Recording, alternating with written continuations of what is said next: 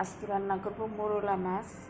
তার জন্য নিয়ে নিয়েছি টমেটো, আলু, পেঁয়াজ, লঙ্কা।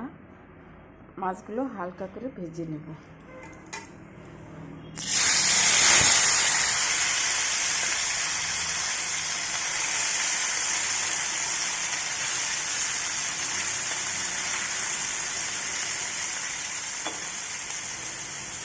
মাছ ভাজা হয়ে গেছে, এখন আলুগুলো ভেজে নেব।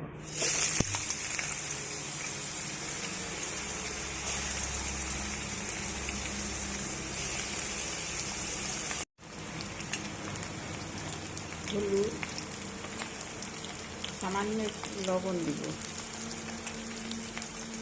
আলু ভাজা হয়ে গেছে, এবার কালো জিরা ফোড়ন দিব, পেঁয়াজগুলো দিয়ে দেব,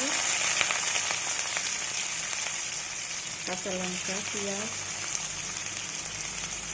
লবণ, আর একটু লবণ দিলাম।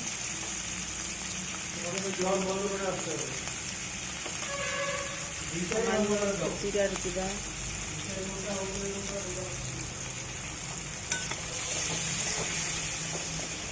এগুলো একটু লাল লাল করে ভাজবো। পেঁয়াজগুলো মোটামুটি ভাজা হয়ে গেছে, এবার দিয়ে দিব